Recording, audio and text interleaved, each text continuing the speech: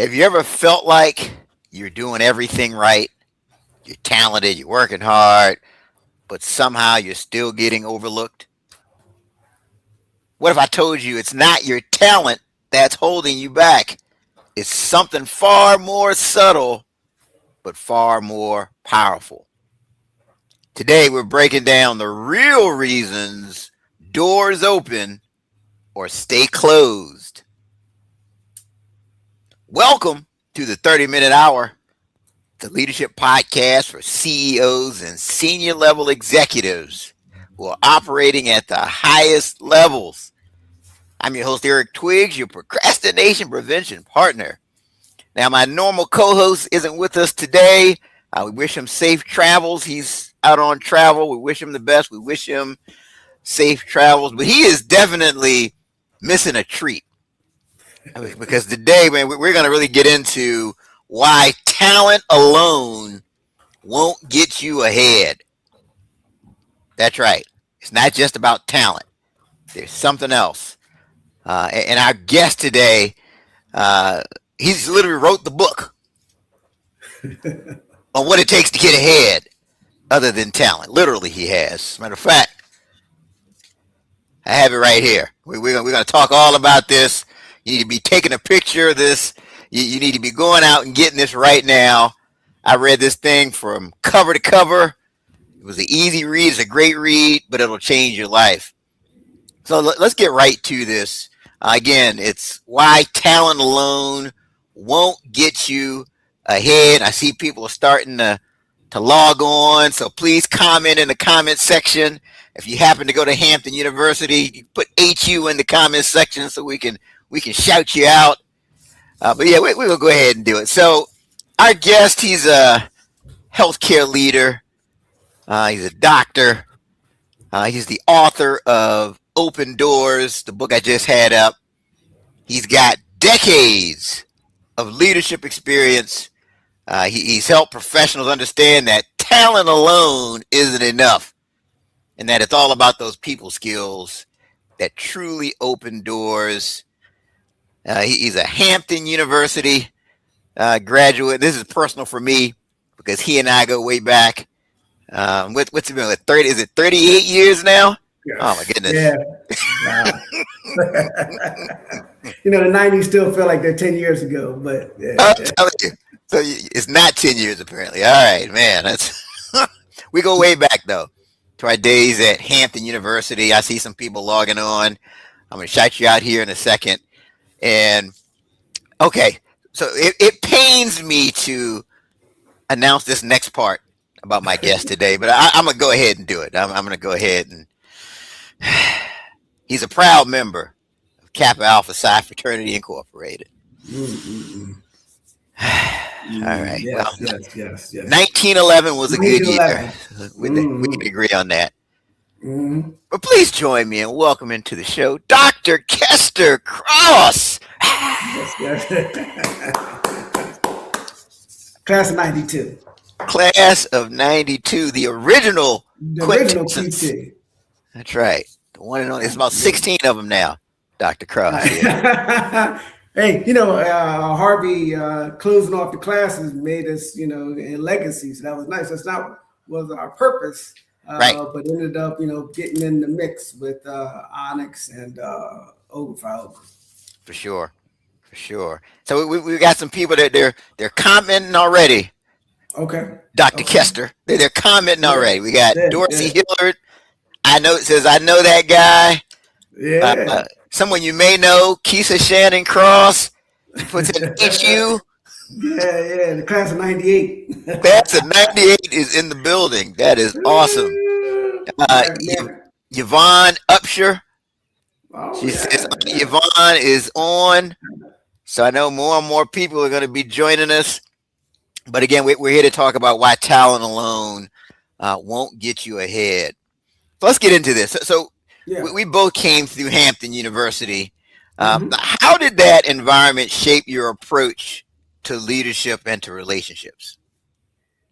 Number one, Hampton, as a lot of HBCUs do, give you an environment of leadership possibilities that just doesn't happen if you go to schools where you can legally attend. One thing that touched me with Hampton was I was able to grow into leadership positions. As my classmate know, I was Mr. Freshman, so I ended up being a functional president freshman year. Would I have that Remember that? opportunity? I Yeah, remember I that. had to run for that. Being from a small town, Wilmington, Delaware, networking, meeting people like yourself from DC, New York, these big city folks, and you just need to meet people and be open and learn from them. But I was a freshman, and I was afforded the opportunity of being basically Mr. Freshman class president, then applying for the student leadership program. Would I be in a student leadership program at other universities?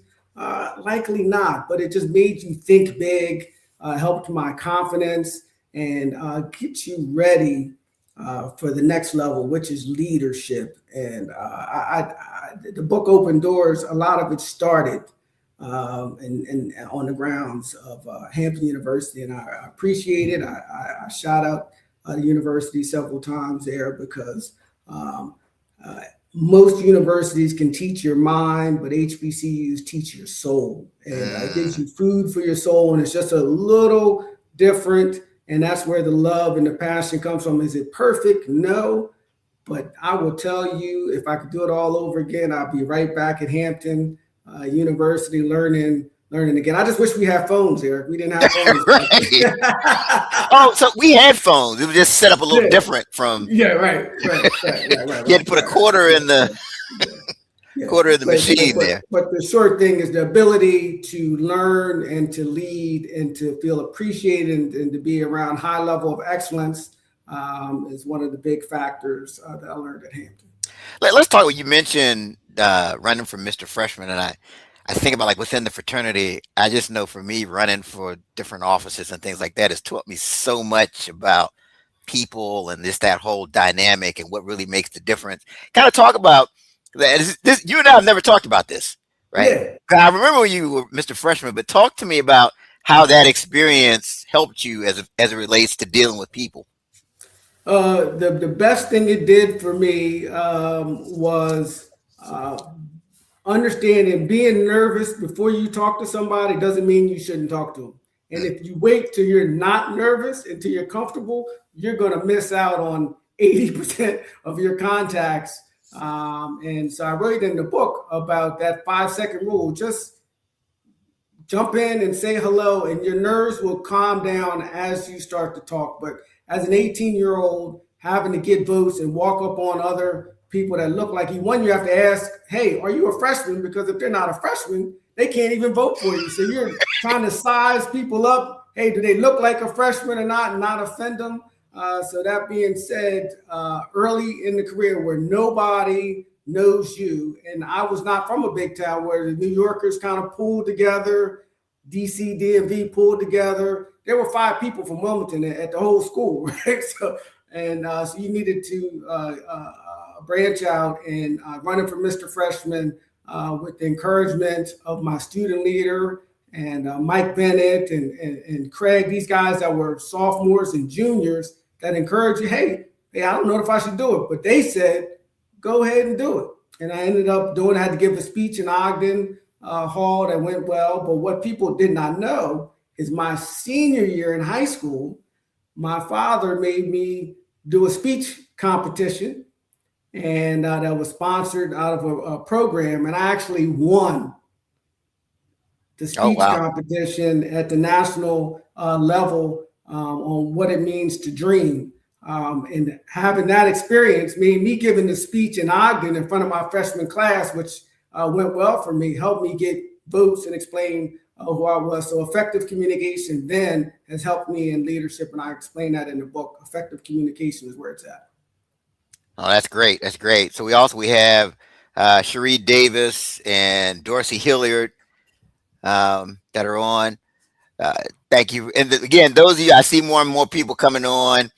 Come on, put in HU, and if you're watching us live, let's type live in the comments. If you're watching us on replay, go ahead and type replay in the comments. But we're here, we're talking to Dr. Kester Crosse, the Hampton legend. We're Talk why talent alone won't get you ahead. So, like, take us back to the beginning. Like, what was it that drew you to medicine specifically, the field of medicine? Right. So, luckily, medicine, what you're talented in. One of my talents was science, and medicine is like a great intersection of science, but also communicating with people. Sometimes when they're vulnerable, and then just that immediate impact, that importance. I really liked that idea of helping people, making people feel better. The ultimate level of services in healthcare. It was financially rewarding. However, you never know what sector you're picking, a sector hoping that it's going to be fine. But if you do it what you're talented in, and healthcare just really was service and impact. I loved it. I would do it all over again. And I would pick my specialty. And my specialty, gastroenterology, one of the hallmarks is colon cancer screening and prevention. And my grandmother passed away when I was 16, and screening wasn't out back then. So she died at the young age of 72, but she was a nurse and she was great.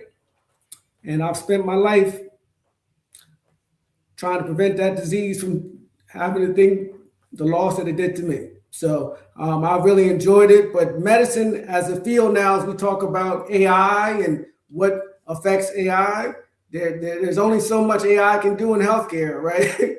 It can't put IVs in, it can't stop bleeding, it can't stop heart attacks. It can tell you what you need to do, but at some point you need to be in a healthcare person. And so that's what I really like about healthcare. If you like science, and sometimes as an African American, we're told to do other things, but dream big, do big, and mainly big dreams just come from small steps. And I remember telling my advisor that I wanted to be a doctor, and they were in high school like, hey, that's really hard. Well, I came from a family that was always told, if you get good grades, you can do anything in America but become president, right? Because during that time frame, a Black man being president was really in the dream phase. Luckily for my children, they've seen President Obama.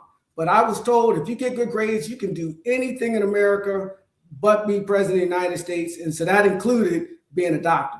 And I got good grades, but my people skills really helped me excel in the healthcare field. Yeah, so I know you've led in some very high stakes environments in the field of medicine. Can you tell us about like a specific moment where your leadership was tested and how that experience shapes the way you lead today? Correct. Yeah. So two major things come to mind. Good question. One was during the recession that you and I are old enough to remember, the recession in the '08 timeframe.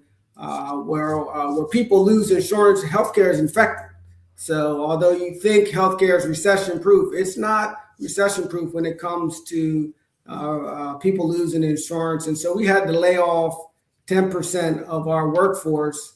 And I was the treasurer at the time. So I had stepped into a leadership position in my practice as treasurer. And people are happy to give over leadership positions when they're tough, right? So I had to have the courage to want to take it and did it. But the transparency, and although you weren't coming with good news often, the consistency was what I learned about leadership in there. Just telling people the truth, being consistent, and being steady, even in uncertain times, is a big pearl that I would share with people. So that's one. And then two was during COVID.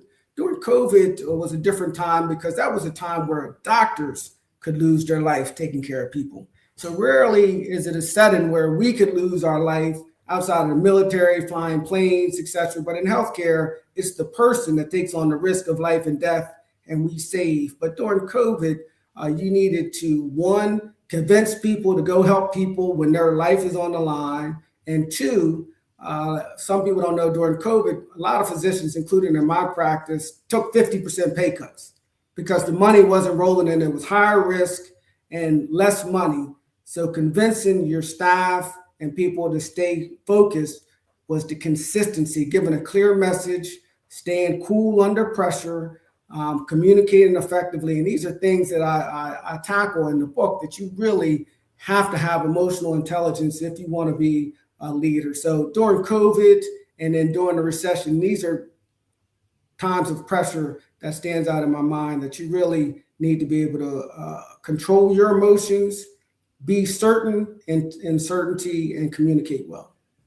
Yeah, I had no idea that the doctors took a 50% pay cut during COVID time. Yeah. So if you're in private practice or in healthcare, you build the insurance. The insurance pays you back within 30 to 90 days, and then you kind of do operations, and you have lines of credit that kind of fill in the shortcomings, like most businesses. Now, during COVID, say you used to do 100 procedures a month, Eric. Well, people aren't leaving the house. They're only coming in if they're sick. There are no well visits.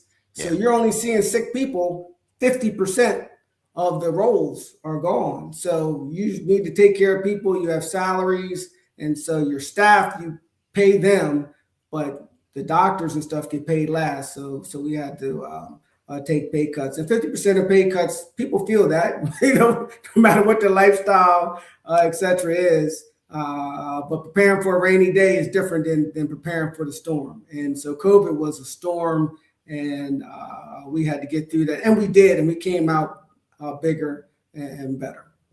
Thank you for sharing that, because this isn't just theory for you, right? This isn't just something, this is something that you've had to apply in different ways in high stakes, real world pressures as a high level leader in the medical field. I'm glad you shared that. And this is why people need to be leaning in. This is why people need to get this book, right? So let's talk about this now. So talk more about, you're a successful doctor. You've got the business going. What prompted you to say, you know what, I need to write a book now? Right. Yeah. So one of your intros was the procrastinator shooter down or something to decrease.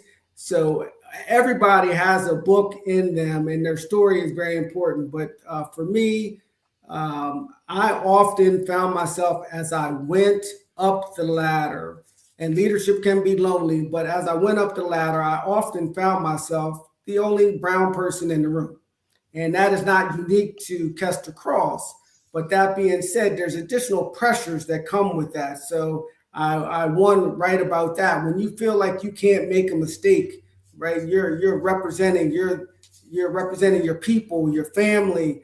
How do you lead in that setting? It's not just you; it's your crew that you're representing. How do you navigate in those rooms? And so I was assistant chairman for a Hopkins hospital, navigating that. I was the first Black fellow at University of Maryland navigating that. That's in the book. When you are in those pressures of being the first, how do you succeed in those realms? I'm the vice president for gastro health for the state of Maryland. I'm responsible for the GI healthcare for my group. All of the problems come through me. How do you navigate that? These aren't racial-based things. This is GI for everyone. How do you handle those problems? And it goes back to what we mentioned earlier. You have to be able to communicate effectively, stay cool under pressure, control your emotions, and make sure people feel heard, valued, and listened to when you do that. So I've had nice, prominent roles, but I wrote the book because mainly people are not going to be the first to do things, but there's mistakes that have been made by myself and others, but there's a way to, there's a how to, so you don't have to try to climb Mount Everest by yourself, right? Mount Everest is often climbed with groups, but us as African Americans, we try to climb up this leadership track by ourselves. We often feel like we're by ourselves. So I wanted to bridge that gap to tell kids and young people and young professionals leadership, what it entails, emotional intelligence, communicating effectively, and networking appropriately. So this question just came to me based off you talking about the procrastination piece, And I talk to people all the time and say, "Oh, I've got a book in my head. Yeah, I need to write a book too. Yeah, you're right. I need to write a book. I've got a book." What advice do you have for that executive, that CEO, could be an entrepreneur that's thinking about writing a book, just based off of your experience? Yeah, so the time is now, right? Your story is very important. Everybody has something to share that someone can learn from, and you may not know who that person is that you're helping. And the one thing for me writing this book was last New Year's Eve. I have given leadership talks for years, and post COVID, I started noticing young people taking notes. And for those that give talks to young people tune you out after 30 minutes, but they rarely take notes. And that's for decades of talking to young people. And I'm talking to high schoolers, middle school, and college level folks. Some college folks take notes, but I was noticing post COVID, my points, people were taking notes, and then parents would come up and say, "Hey, you should write a book," just basically teaching people skills. And in the book, I call them power skills.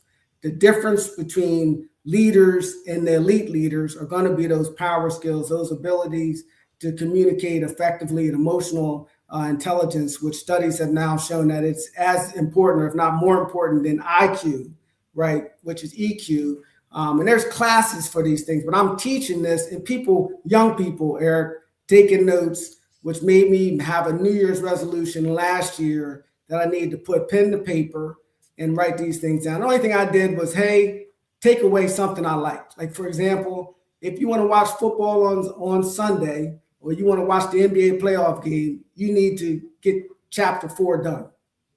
If chapter 4 is not done, don't you sit in front of that TV and watch Golden State play, right? So I needed to put real barriers, because, who protects yourself from you, right, Eric? Who makes you do stuff in your house, right?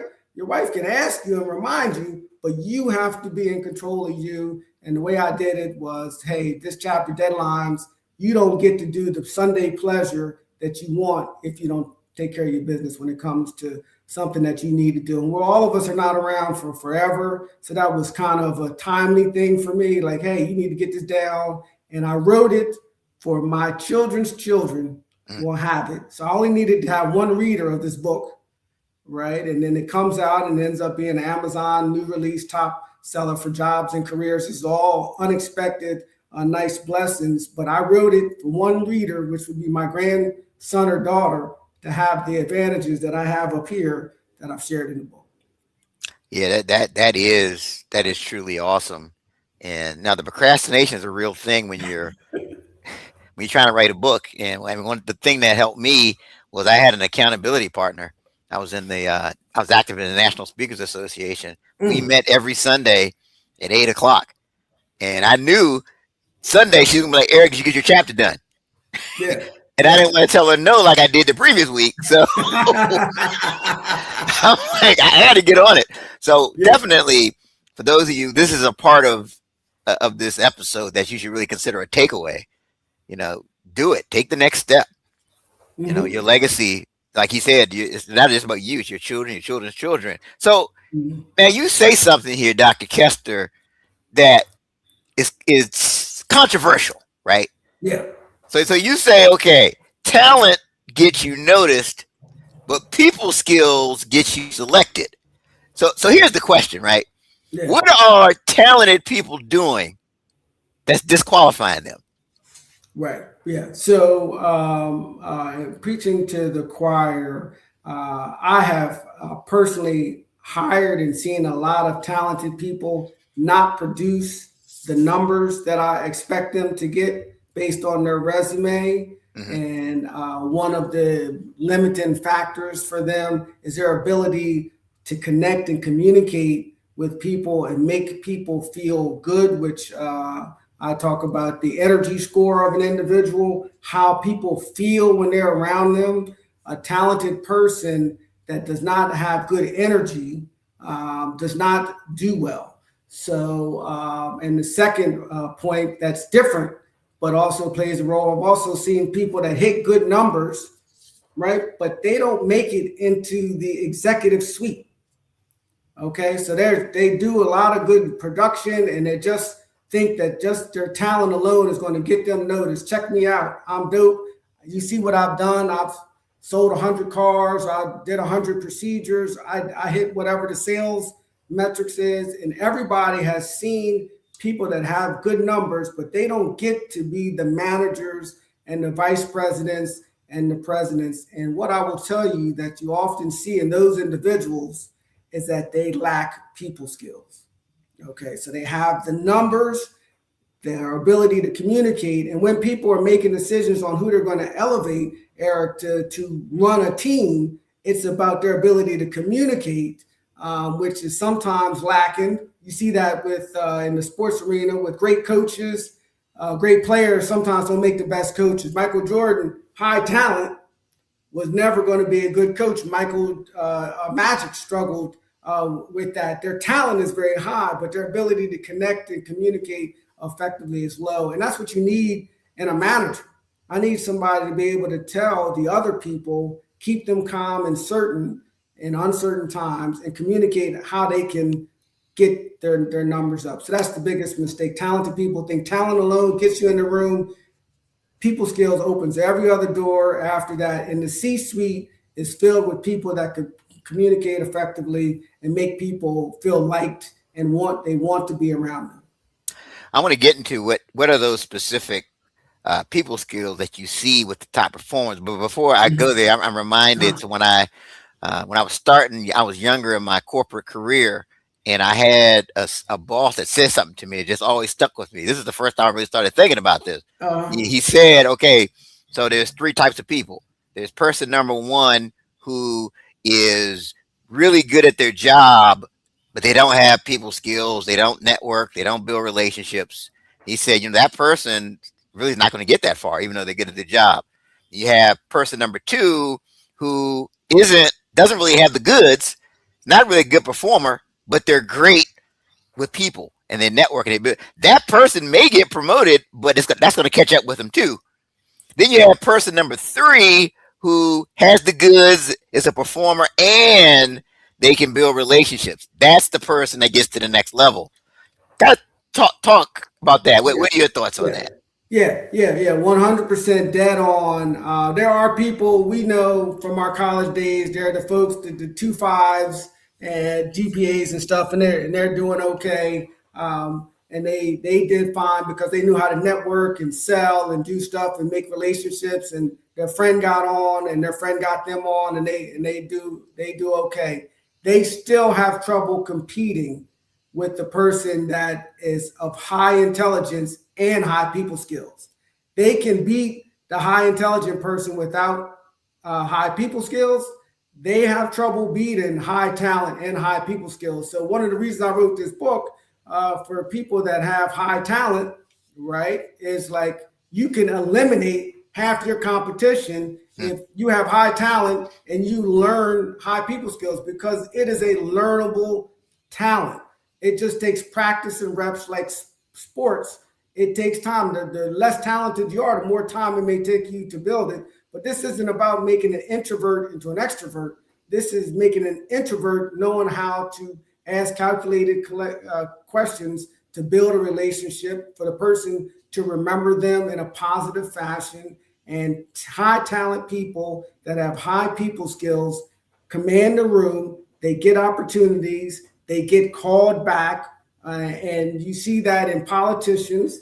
The best ones are able to connect with you within 5 minutes. You like them. Just imagine how powerful that is. They can work a room of 100 people and get the vast majority of the people to know them, remember them, and like them, pull out their pocketbook and donate money to them because they like them. They separate you from your money because you want to give it to them, because you like them. And they usually spend on average 5 minutes directly one-on-one, but it's high quality 5 minutes. And those are high IQ, high people skills individuals, which I call them power skills, because if you're able to meet somebody and get them to write you a $2,000 check, or 15 people to write $50 checks or whatever, that's a talent.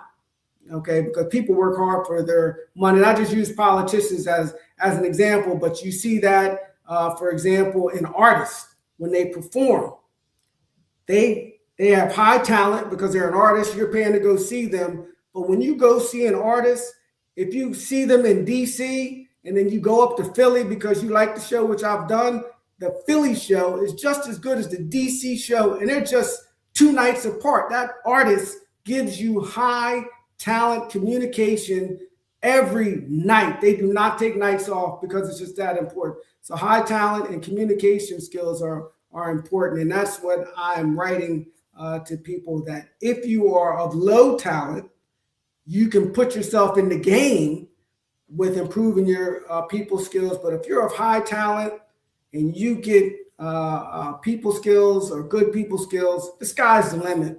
And there's no reason for you not to have them when we are discussing how to have. It's not by accident. It is not by accident that the people in the C-suite have high people skills, and the people on the outside that complain about the people that in the boardroom don't have it. And the fact that you don't have it is now your fault, because they're typically negative people. Do a lot of they're good at hating, right? But if they worked on their people skills, they would then get in the room to make decisions. And you want to be in the room where the decisions are made, because you make a difference. And people that look like me or you make a difference when we're in the room. And how we get in the room is improving our people skills. Yeah, this is good. This, like, my takeaway from this part is that, you need to focus on being great at what you do and developing great people skills, right? Yes. Because somebody will think, okay, I can just take a shortcut. I can just start smiling and I can start doing the soft skill stuff. But no, it's not about taking a shortcut. It's about being great. And if you're in the African American community, that's only going to help, right? Yes. Being great at what you do and developing the people skills. I see we've got Shirley Shannon on board. We got Herb Roussan. Speaking of James Hall,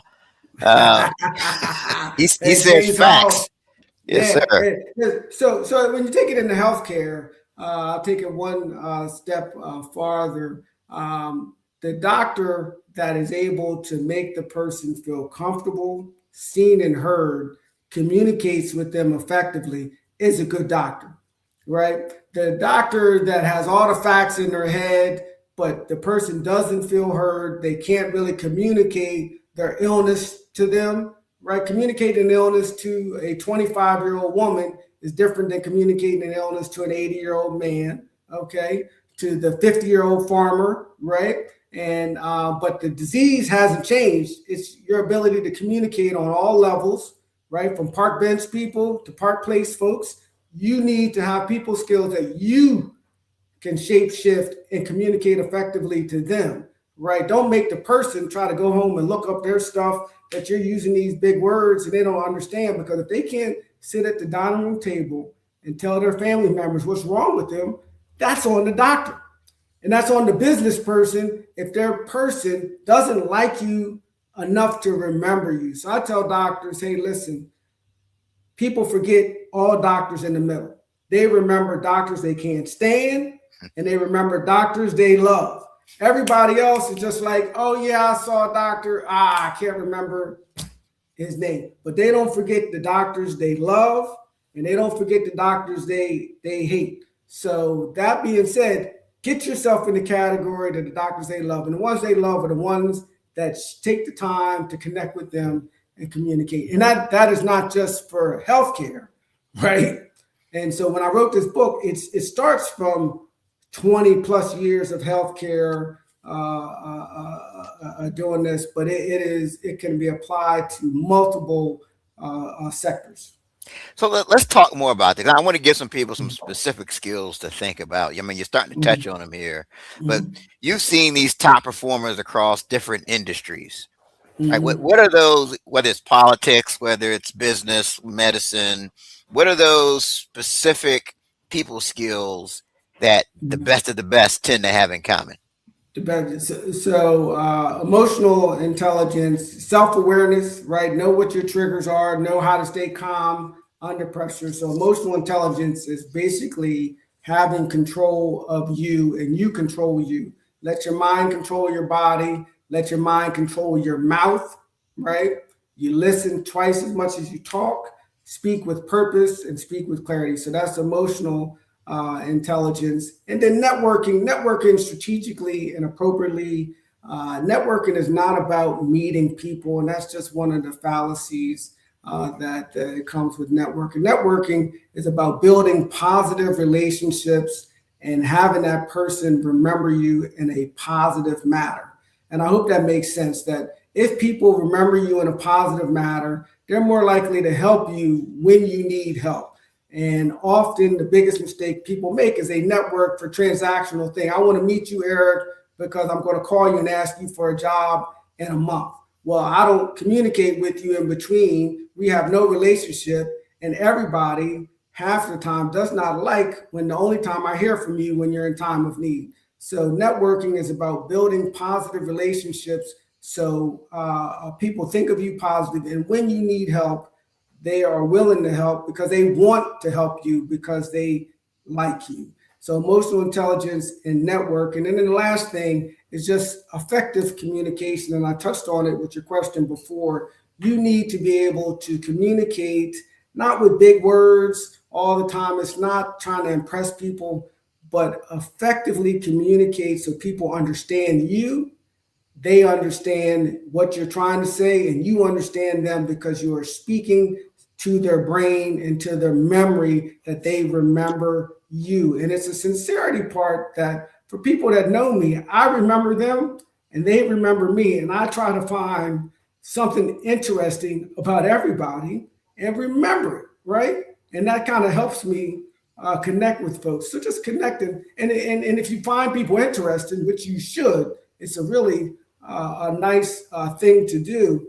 Networking, communicating is helpful. And then the emotional intelligence part. But that's the main thing, that elite people, high IQ, they communicate effectively and they network effectively. They know the right people and they have great relationship that when they call, they get help. Yeah, so we're talking about why talent alone won't get you ahead. We're talking to Dr. Kester Crosse. We got more and more people joining on. Again, put HU in the comment section. But there was something in the book. Mm-hmm. You tell a story about how you got into this special medical program. I think you demonstrated high level people skills even back in those days. Can you tell us about that specific scenario? Because I think it's right on with what you're talking about. Yeah, right. So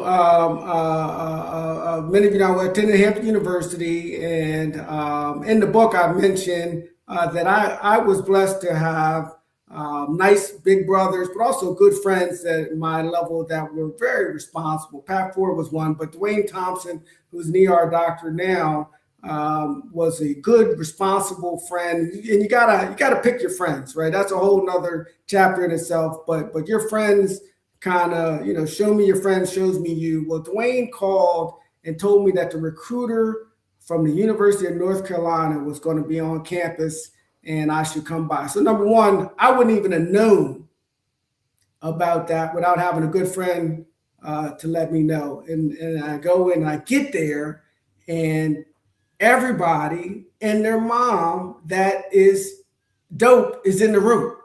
So every biology major that wants to be a doctor, and Hampton, like other schools, has some serious people. But when you talk about those top 10% folks, Eric, that we all know, the dope people in the room. And I'm getting to the room. I'm thinking I'm just going to come by there, get a flyer, blah, blah, blah, blah. So then, hey, it's game on.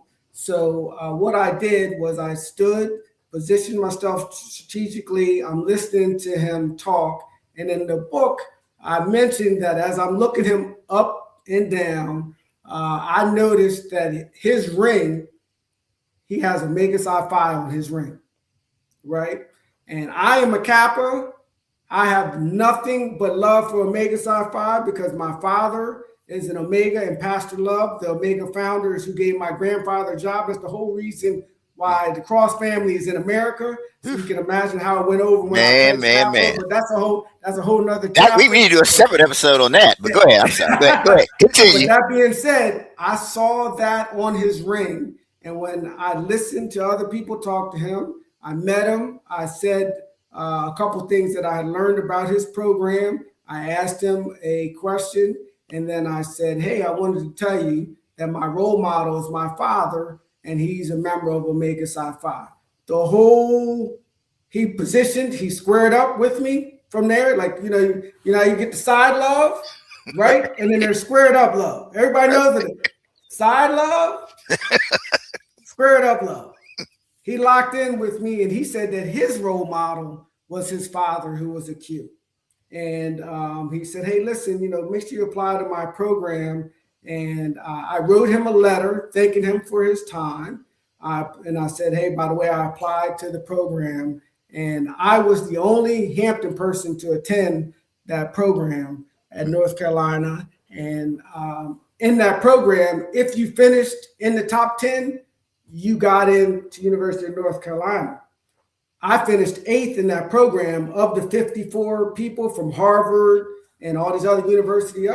And so I got into North Carolina. And what changes in life, and everybody knows this, that if somebody else wants you, it makes the other people want you. So I ended up getting into 4 medical schools, but one of them was just on the fact that I had gotten into University of North Carolina, and I would not have gotten the opportunity without using the people skills, meeting him in that room full of good people. How do you stand out in a room full of good people? And it's not your talent, because everybody in that room had a 3.5 GPA.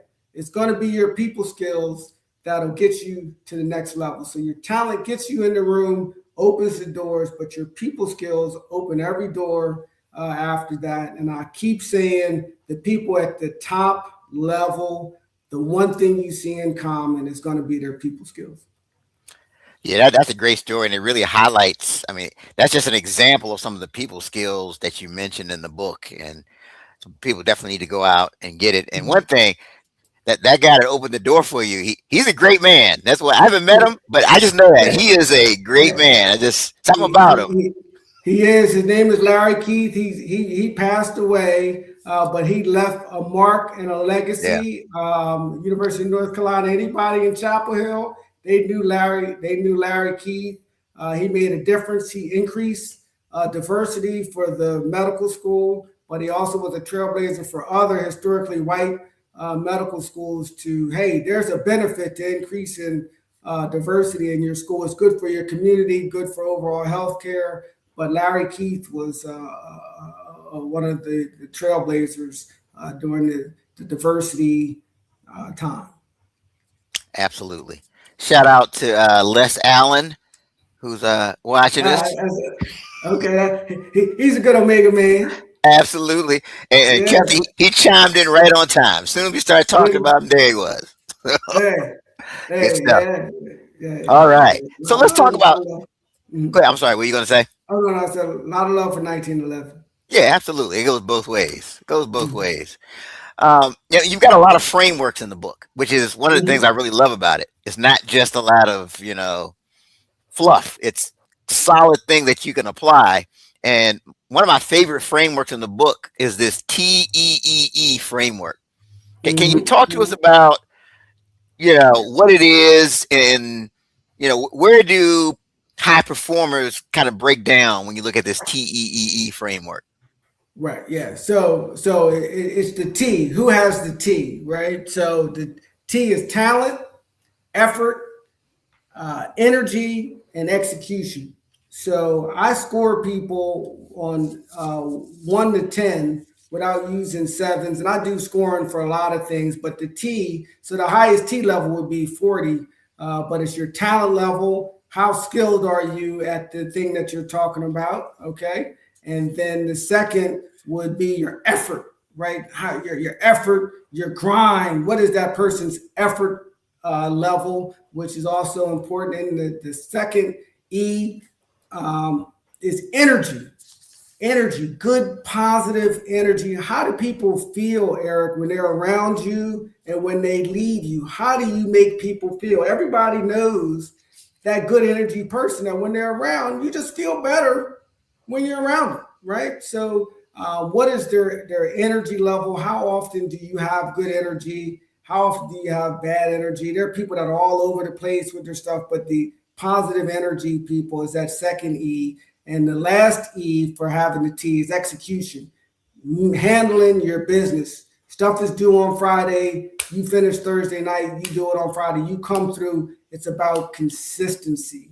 And so that's the T: talent, effort, energy, and execution. And where people fall short the most that I see is in the last two E's, the energy, because they're having a bad day. They make everybody else feel that they're having a bad day. Keep your energy up. When it's showtime, when you're at work, I tell my people, listen, I really feel bad that stuff is not going right for you at home or in your life. I shouldn't be able to sense that when you walk in the door, because people are sick coming to see us, and you need to make them feel better. They do not need your energy on top of what's going on with them. So as far as they're concerned, your energy needs to look like and feel like it's 85 degrees and sunny in your life. And then once you get off of work, go ahead and feel it. So a lot of the staff, I have to early on during the probationary period, correct them that your energy is off today. I don't like it. You know, if you keep it up, you just can't work for me, because I need people that are happy and hardworking. Happy and hardworking people work for me. If your energy's off regularly, you don't work for me. That's fine. You can go work somewhere else where people just want you to work hard.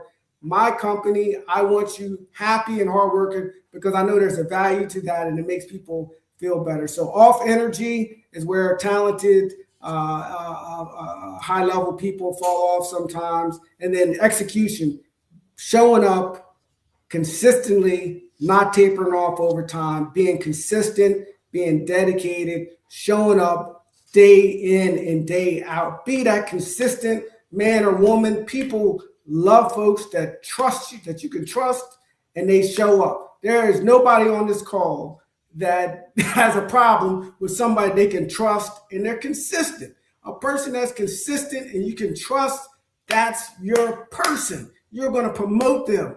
You know what you get all the time. That's work relationships, and that's real relationships too. But work relationships, you can trust, and they're consistent. So execution and energy, how they make people feel, is the 2 points of the 4 where people really can work on. Effort is nice. The grind, everybody has that grit, and you got to be able to have that. But how you make people feel when they're around you, and just being consistent. Don't just show up on Monday and Tuesday and you taper off during the week. Just be that consistent man or woman that gets you to the top. Yeah, I totally agree. So we got some more comments, Dr. Kester. You're breaking the internet tonight. So Hey. They saw who it was like, man, we got to start commenting. So we got Dorsey Hilliard says energy is everything. We got Corey Duffy says energy is contagious. And you have to think about it. Like if you're leading people tend to take on your personality and take on your vibe. So if you're down, you're low energy, your organization is going to be the same way. Yeah. And that's how it is. So I'm at the top. I think my wife will, even this morning, I speak.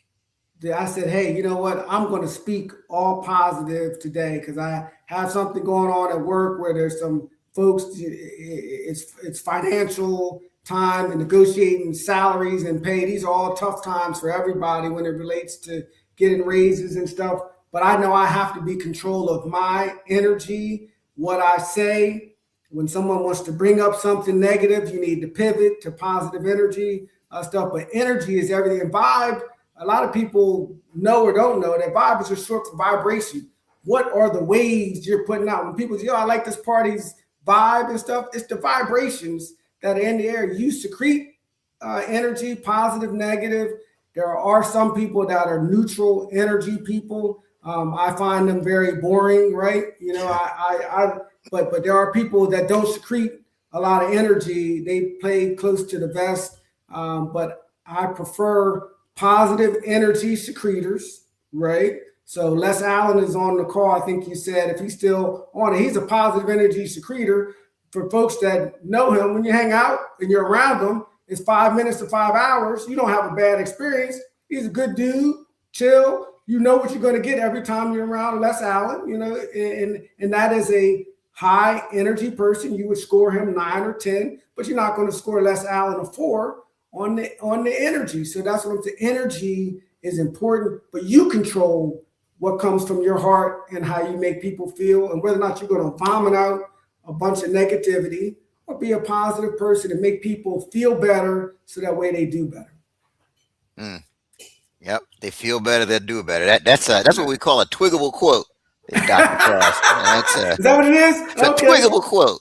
There Yeah, you man. go. There you go. Yeah. Somebody got Make to write people that feel one better down. so they can be better. Yeah. Yeah, there you go. It's not rocket science, but what was the science was I needed to write this down to keep the doors open for other people. The legacy part of it is very important. Yeah, for sure, for sure. And then Dorsey says the team reflects their leadership. I mean, Amen. you see it in sports, right? Like we got the college championship games about to come on. Both teams are a reflection of their leader. They take on that personality. We just have to constantly Yeah, keep that in mind. and in sports, there's a lot of sports in the book, but you know when you hear phrases like, "Hey, the team just needs time to gel," right? Right. They need to learn each other, but really what they're saying is they need time to trust each other. I start to learn where Eric's going to be. I kind of know what Eric is going to do in this situation because you're consistent and now you're trustworthy. Now the two of us together are good teammates. Two of us together as good teammates are going to be better than two people that aren't together. So it's the gelling part that's very, very important. And that's being consistent and being trustworthy because people can know what you're going to do is an important people skill. For sure. Good. So if you could leave our followers with one truth from today's episode, that would shift their trajectory to that next level, what would that be based off of today's Yeah. episode? Yeah. So one thing, being able to effectively communicate to all levels of people, okay, income, class, race, religion, really take time to learn other people, learn what is their currency, learning what is important to that individual. When I say currency, I'm not talking about money. I'm talking about what's important to that individual and make sure you're able to communicate with that. But that's all levels, park bench to park place. Feel comfortable with yourself, but being able to communicate effectively to all levels of people makes you different. There are people that they are dope. They can talk to white men all day, and I know the doctor for them, right? Because they can line up and they can talk to the CEO, white man, all day. But the second they have to talk to somebody that's not white, you can have a physician clam up. They don't know how to tell them good news or bad news. And then they're coming to get advice. This is my patient. This is the situation. How do I deliver this? The person that improves their communications, what I call 360 communication, they can talk to everybody. This is America. Be able to talk to everybody and you do fine. I got it because I lived in the city, but my parents sent me to white schools for education. So Yeah. I had to learn how to talk at the park and then how to go to school with Hunter Biden and the Biden kids, right? Okay. If you're upset, you need to be able to articulate that in both arenas. The language is different. And then that translates when you go into the workplace. There are people that can only talk to people that their exact demographic and sex of them. So a black man that does well, that only talks to black men, but he can't talk to black women is very limited. That white man that can only talk to white men is very limited. That white man that can talk to white women, black men, right? That black man that can talk to white women, Hispanic men, you understand? Being 360 with it makes you worldly. And that is the main thing. This is a global market now. If you can't speak the language, it doesn't really matter anymore because they got Google Translate, right? But you need to be able to articulate yourself well and be 360 with your communication. And that's the one thing that I will tell you. It will get you in rooms and keep you in rooms. You know, who somebody that strikes me as an example of that, and this isn't a political statement or anything like, but former President Obama, he's the perfect example of that. Like if you see Yeah. him, let's say it's African American room, it's almost like his cadence changes and his mannerisms change, and it's Mhm. almost like he's like a Baptist preacher.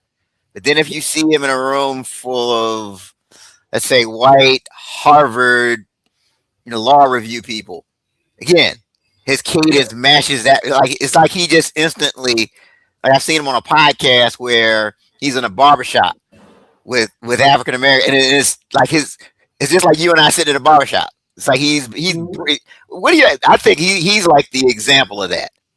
He's a great example of that, and that people they call that being fake, and they just really missed the mark. Right. His ability to communicate effectively in the room that he's in, right, is Yeah. a high level talent. Yes. Okay, and I've met him twice, and you can imagine me meeting him trying to figure out what am I going to do with my 3 minutes with Barack Obama, right? And so I remember that he loves basketball. And so we just were talking about the upcoming Duke game and who he thought was going to win. And him and I connected on basketball. But you're waiting for your 3 minutes. And you're like, what are you going to talk about? Harvard Law Review with him? But he's a great example. And there are a lot of people that are out there, but in the public figure, he's a great example of that. Denzel Washington is another person. If you have Yeah. the pleasure of meeting him, only met him one time in LA. The dude is outstanding.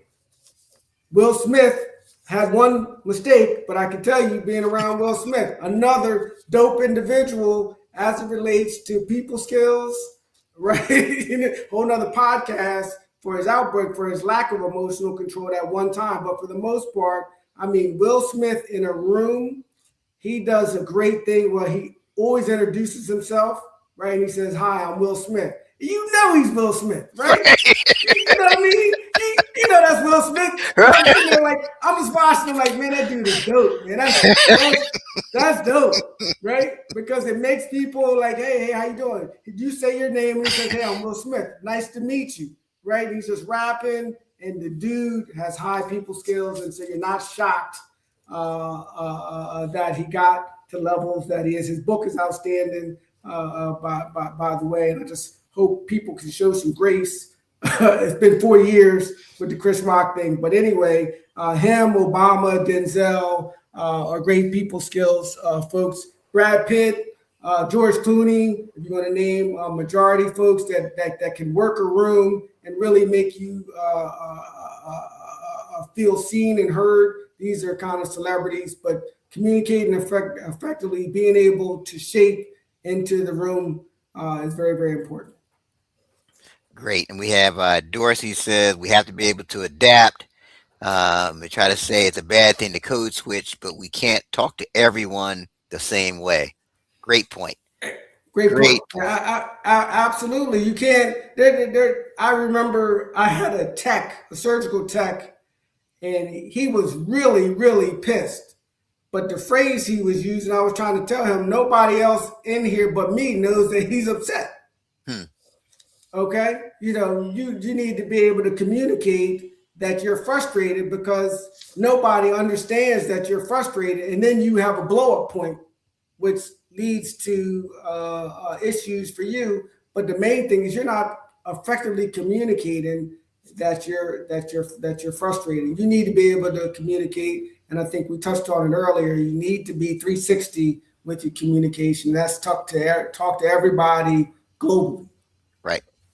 Right. All right. So now, Dr. Kester, people are just ready to, they want to open those doors. They're trying to take Okay. their game to the next level. Uh, Okay. what's the best way for people to connect with you so they can get a copy of this book?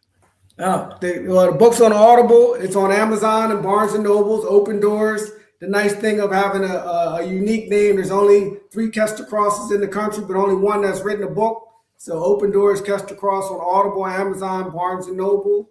You connect with me by email, Dr. Crosse, author at gmail.com. Dr. Crosse, author at gmail.com is my email, but the book is on Amazon, Open Doors. And I will shout out Dean Wilson, who was the first Black dean at the University of Maryland that I attended. he often lectured to us saying, hey, now that you're in the door, make sure you keep the door open for the people behind you. And that is something that I was told as a 22-year-old person. And that's the title of the book, Open Doors. Keep the doors open for yourself and for other people. Great. Well, Dr. Kester Crosse, thank you for sharing everything you shared. This has been an amazing episode. You can see about all the comments and people still logging on and chiming in. Appreciate you for sharing everything you shared. And for those of you that are watching or listening, don't forget to share the show. Please do. Please, yeah, this do. Is we're talking about relationships, Eric. Hey, we met on the second floor of our freshman dorm, 1988. And if you'd have told James Hall, for those of you that know. Hall, yeah, 30 years later, we'd be on a podcast together. But voice to that is on the basis of relationships. Okay. Yes. And I'll end with this. What was interesting that it didn't ever hit me on how important relationships are. And now that I've written this network and relationship book, I'm in church yesterday, and that they tell you, and people know this that go to church. They tell you, go look at the person next to you and ask them, do they have a relationship with Jesus? Mm. That's the one question they want you to ask. And this isn't a religious question. The point is, how important is having a relationship with a positive entity? That is the end of Easter service church. And so working on your positive relationships, being the best version of yourself, but everyone can go be great because you control that. You control your communication. You control your energy. Life is 10% what happens and 90% how you respond to it. I see death all of the time, people. I cannot tell someone who lost their mother or father a year later, correct, than people who have both their parents, right? The human body responds with time and they control it. And it's just amazing. You are in control of not in the short second, but when people have significant loss, they rebound, they build back better. And so seeing people that have suffered significantly and still come back, have heart valves and stuff, and then they come back in, they're back at work and stuff. The human body and mind is a strong vessel and temple, and we need to know that you are perfectly built to take on this world and to be great. Absolutely, man. So again, for those of you watching and listening, don't forget you can also go to Apple Podcasts, Spotify, and all of those different audio podcast platforms and subscribe or follow the 30-Minute Hour podcast. And that way you never miss an episode and you get an instant notification whenever we put our next episode out there. I'm going to have to bring you back. Hey.